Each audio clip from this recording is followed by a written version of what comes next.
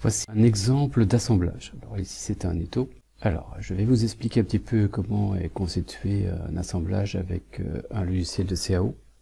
L'assemblage que vous avez là en réalité est constitué d'une part de fichiers pièces tels que ici le corps principal, le socle de l'étau qui apparaît ici en bleu, qui a été donc décoloré quand je l'ai désigné. Mais il peut aussi être constitué d'assemblages. Par exemple ici, je vais prendre la vis de manœuvre, c'est une vis avec une barre et un petit bouchon vissé au bout de la barre.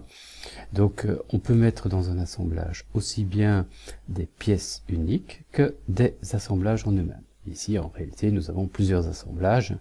Vous avez l'assemblage vis de manœuvre, on va voir un petit peu plus près, voilà.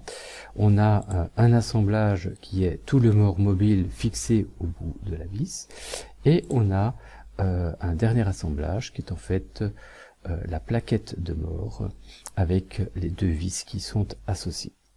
On va voir que d'ailleurs cet assemblage-là est également intégré dans le mort mobile. Je peux aller voir mon mort mobile. Je vais donc, quand je clique dessus, demander d'aller ouvrir cet assemblage. Alors ils appellent ça un sous-assemblage puisqu'il fait partie de l'assemblage de base. Alors voilà, donc nous retrouvons ici le mort mobile tout seul. Ce mort mobile, si je vais regarder, il est constitué de la pièce principale mort mobile, d'une goupille, d'une plaque inférieure, celle-ci qui a permis de la solidariser avec le socle. Elle est constituée ensuite de deux vis. Donc là, c'est l'occasion de voir qu'on peut intégrer deux fois la même pièce pour servir à des fixations tout à fait différentes. Cette vis-là, on va la percevoir ici en dessous. Elle est sélectionnée en bleu.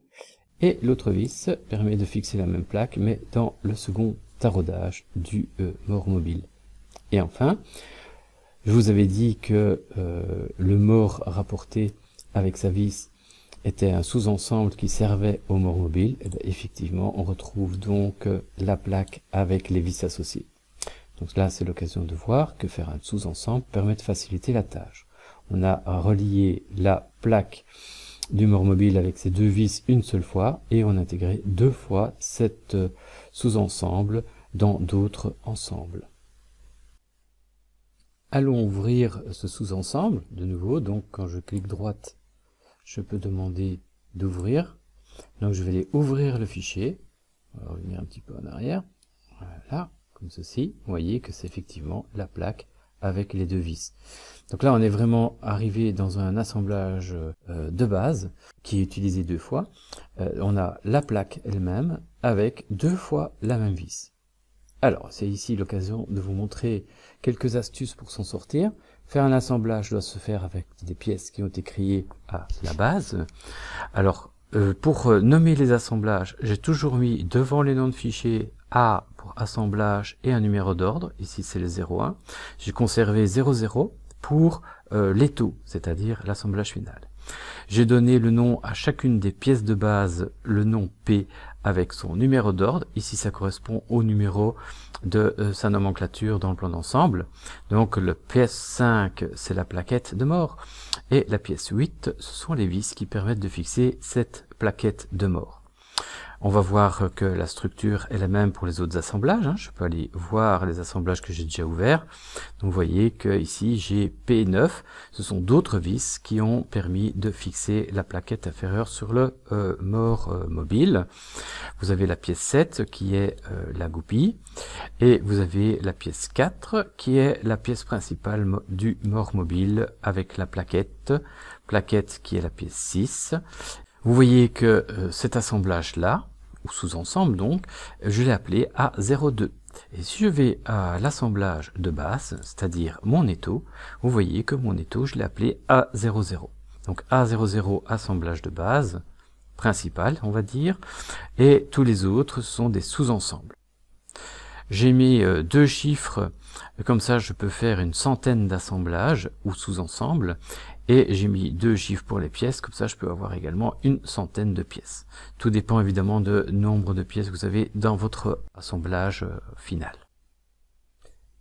Alors concrètement, vous devez savoir comment on réalise un assemblage. On le fait à partir de fichiers pièces. les assemblages eux-mêmes sont dans des fichiers assemblage. Je vais aller voir le répertoire où j'ai sauvegardé tous ces fichiers. Voilà, vous retrouvez ici les différents fichiers que j'ai exploités. A0, c'est les taux final. A1, A2, A3, ce sont les sous-ensembles. Le mort rapporté avec ses vis, le mort mobile assemblé et la vis de manœuvre assemblée avec son levier.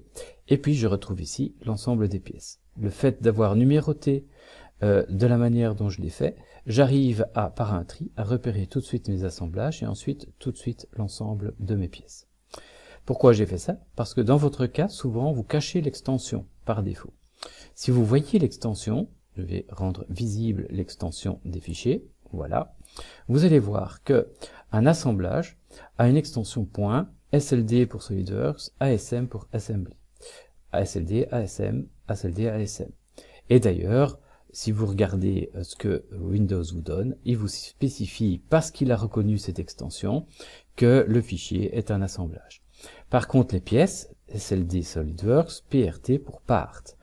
Donc là, ce sont des pièces. Part, c'est une pièce. Donc voilà comment il distingue. Donc n'oubliez pas, quand vous réalisez un assemblage, vous réalisez en réalité un assemblage dans un fichier. Alors, dans ce fichier, assemblage, attention, vous ne retrouvez pas toutes les pièces réellement intégrées dans cet assemblage. Il n'y a qu'une suite de liens.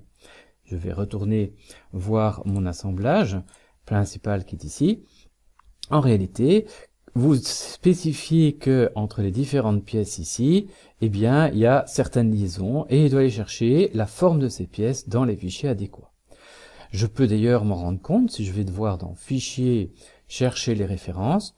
Eh bien, je regarde ici et je vois que pour réaliser mon étau, eh bien, il a dû, je vais réduire un petit peu la hiérarchie des fichiers, comme ça vous voyez un peu mieux. Je vois donc que mon étau a été réalisé avec une pièce core étau qui va chercher dans ce chemin-là. Donc voilà tout le chemin d'accès pour aller chercher dans le bon répertoire la pièce.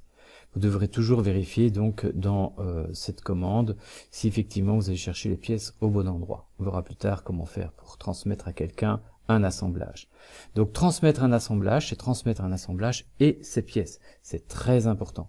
Si vous donnez qu'un assemblage, eh bien vous n'arriverez pas à l'ouvrir parce qu'il ne trouvera pas les pièces.